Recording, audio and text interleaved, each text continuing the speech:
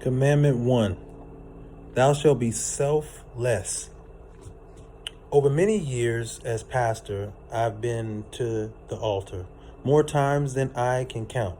Many of the ceremonies have left me with lasting memories, some touching, some humorous, but in the middle of all the smiles, laughter, and tears of joy that accompany most weddings, something very serious takes place. When I perform a wedding, I am asking the couple to promise before God, family, friends, and me that they will love and cherish each other.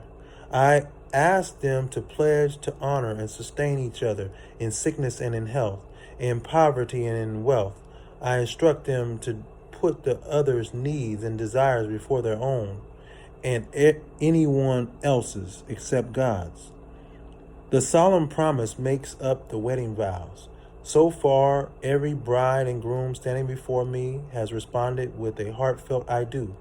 But sometimes I wonder if they understand fully what they are promising as they exchange their vows. When I ask the couple to make these promises, I am in reality challenging both partners to embrace 10 biblical principles that, if applied, will help their marriage not only to survive, but to thrive. The task will involve commitment, work, plus a lot of give and take, but they and you truly can have a marriage that sizzles. That's the kind of marriage God wants us to have. After all, marriage is His idea. He has a divine purpose and plan for the relationship between a husband and wife. And like all of His plans, it is perfect. God performed very first marriage ceremony, a beautiful garden wedding on a perfect day with a perfect man marrying a perfect woman. Adam and Eve had it all. Just imagine Adam could truly say to Eve, "You're the only girl in the world for me." And he would never hear from Eve those haunting words, "Let me tell you about the guy I could have married." The first couple enjoyed the perfect love relationship, the kind God intended for a husband and wife to share for a lifetime. Adam and Eve lived for some time in sinless perfection, enjoying a pristine garden where God visited them and walked with them in the cool of the evening. Not even a hint of sin or imperfection marred the picture. The Bible tells us that Adam and Eve walked around the garden naked, but felt no shame of embarrassment. Their nakedness went beyond the merely physical. They remained totally transparent with each other and with God. God had promised this first couple great blessings and had given them the run of the garden, with just one condition. "This whole garden is yours," God told Adam, "and you can eat the fruit from any tree or plant. That is, all except one. I have placed one tree in the middle of the garden from which you are not to eat.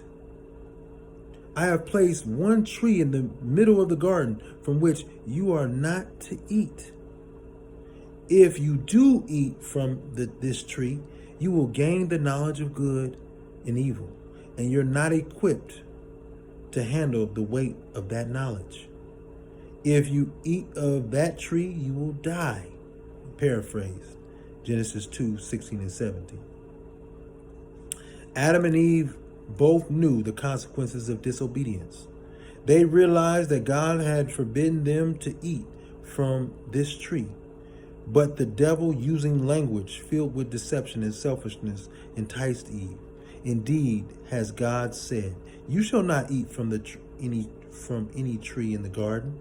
You surely will not surely die."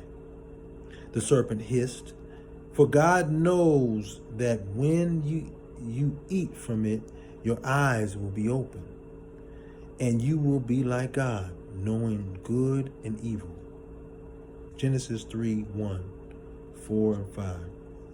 You know the rest of the story. Adam and Eve ate from the forbidden tree, and with their disobedience, a divine curse fell on all humanity, resulting in the ultimate tragedy of human history. On that day, sin and selfishness permanently stained our existence. At that moment, we lost the perfect fellowship with God that He intended for us to share with Him. At that very instance, every human relationship we would enter, including marriage, shriveled under a divine curse. This tragic chain of events set off the first selfishness-induced marital battle in history. When God confronted Adam about his sin, the man responded by blaming his wife. Lord, it's not my fault, it's hers. He used different words, but he intended exactly that accusation.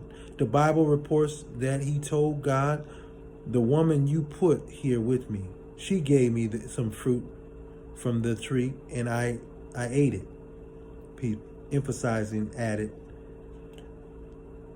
when God turned to Eve to hear her side of the story, she did no better. She blamed her surroundings and her circumstances. God, I can't be held liable for this. The serpent deceived me. Blame him for this. Genesis 3:12. The whole sordid scene provided a vivid and ugly picture of selfishness in action. It revealed two people giving in to temptation, sinning against God and against each other, then covering for themselves, all in an attempt to avoid accepting the blame and consequences for their sin. The husband blamed the wife and God, while the wife blamed her circumstances. Sound familiar?